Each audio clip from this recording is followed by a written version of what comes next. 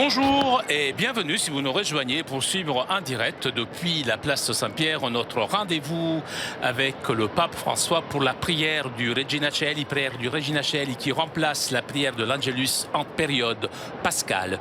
Nous attendons l'arrivée du Saint-Père à sa fenêtre d'ici quelques instants.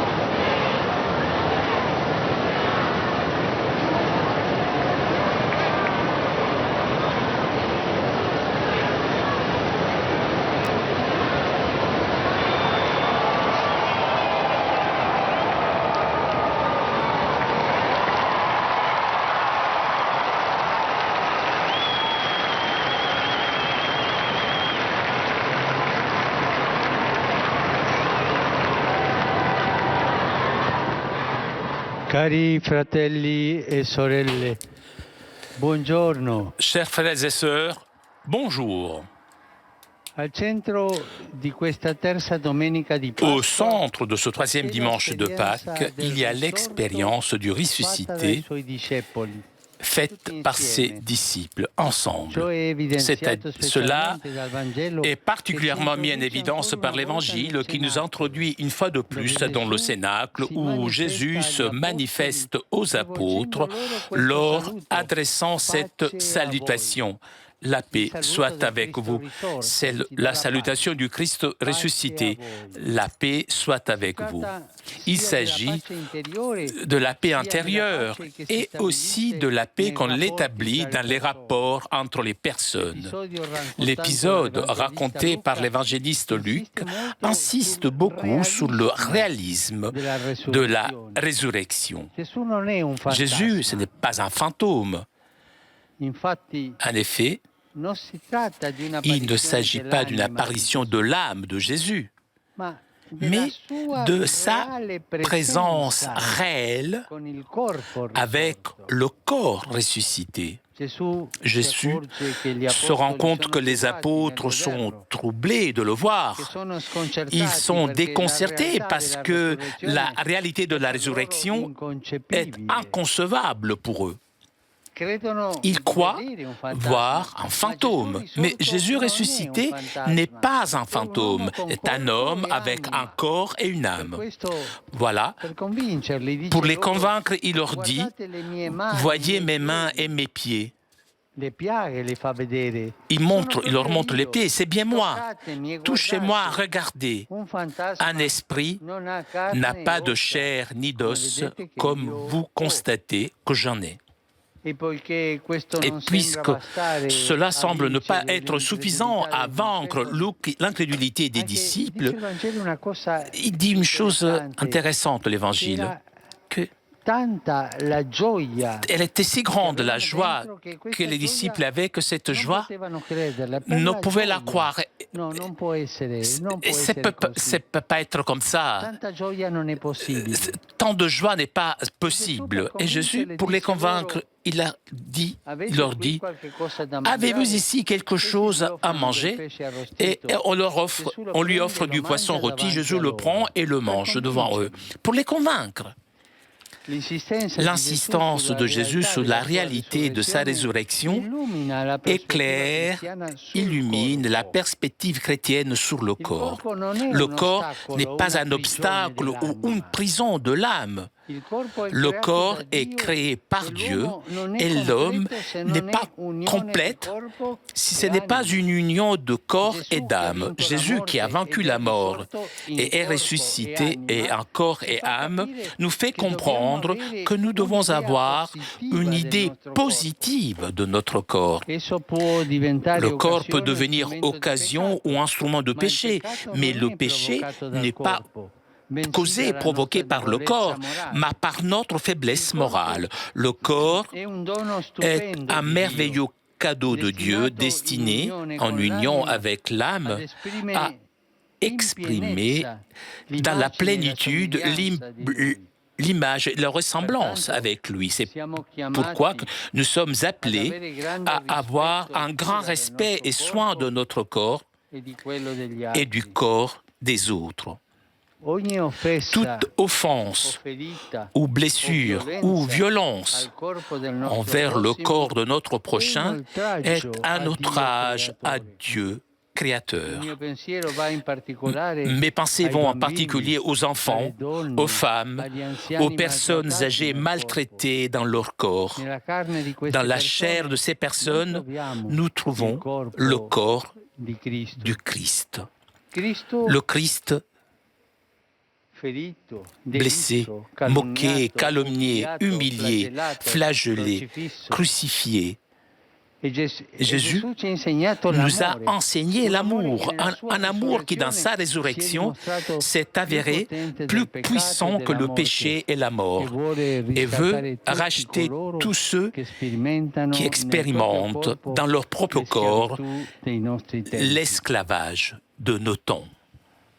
Dans un monde où trop souvent l'intimidation prévaut contre les plus faibles et le matérialisme qui étouffe l'esprit, l'Évangile d'aujourd'hui nous appelle à être des personnes capables de regarder en profondeur, pleines d'étonnement et de joie du fait d'avoir rencontré le Seigneur ressuscité.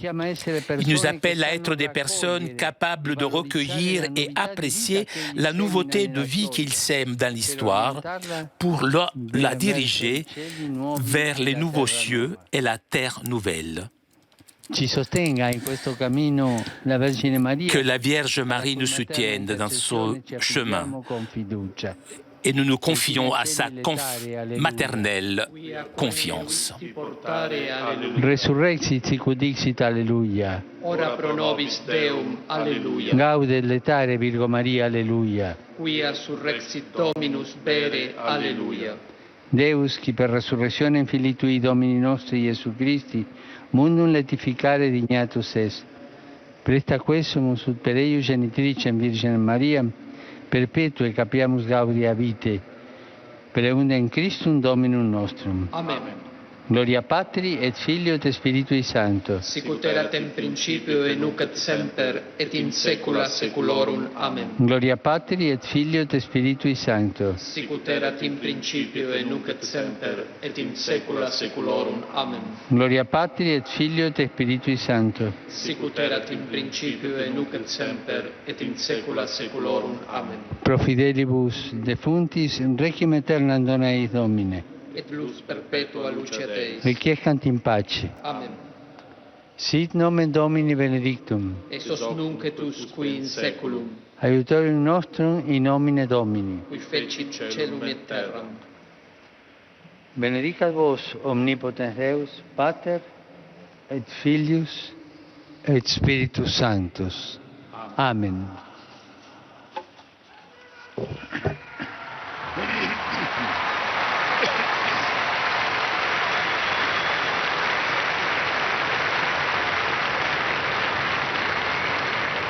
Cari fratelli e sorelle, Chers frères et sœurs, oggi a aujourd'hui, Voipeno in Madagascar à Boipeno, Madagascar,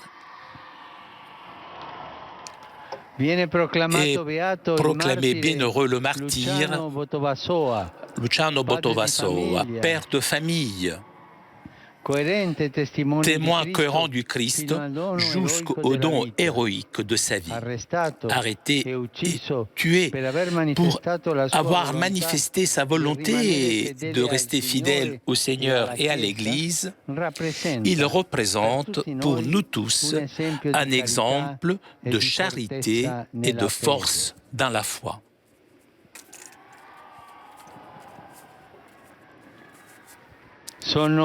Je suis profondément troublé par la situation mondiale actuelle dans laquelle, malgré des outils à la disposition de la communauté internationale, il est difficile de s'entendre sur une action commune au profit de la paix en Syrie et dans d'autres régions du monde. Alors que je prie pour la paix, et j'invite toutes les personnes de bonne volonté à continuer à faire de même, je lance un appel de nouveau à tous les responsables politiques afin que prévalent la justice et la paix.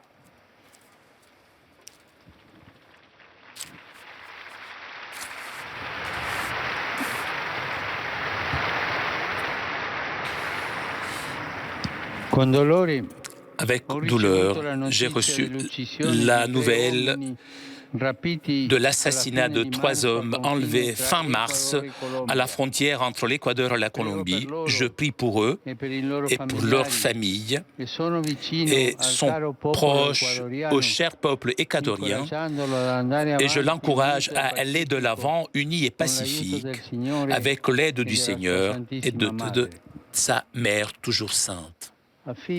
Je confie à votre prière les personnes comme Vincent Lambert en France et le petit Alfie Evans en Angleterre et d'autres personnes dans différents pays qui sont en train de vivre parfois depuis longtemps dans un état d'infirmité sérieux, assistés médicalement par leurs besoins primaires.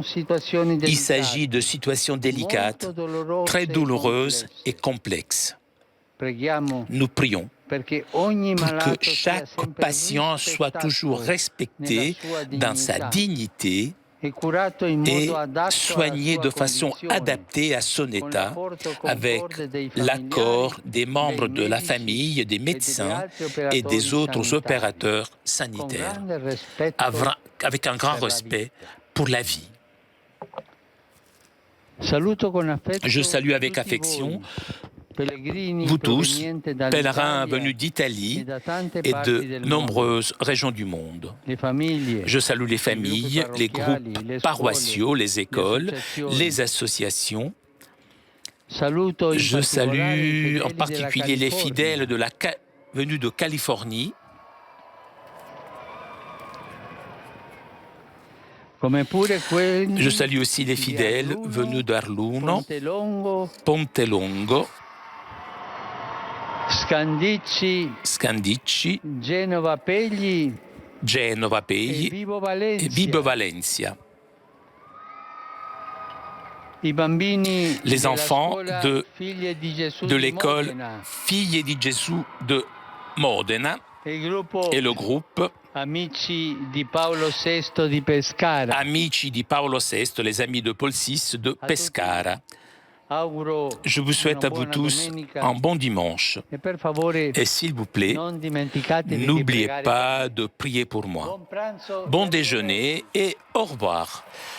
Chers amis, nous arrivons à la conclusion de notre liaison avec Rome. Prochain rendez-vous avec le Saint-Père mercredi prochain pour l'audience générale autour de 9h45. Un grand merci à Pierre Cesbron qui était aujourd'hui à la technique. Merci aussi au Vatican pour ces images. Je vous souhaite moi aussi un bon appétit, un bon dimanche et à très bientôt sur KTO.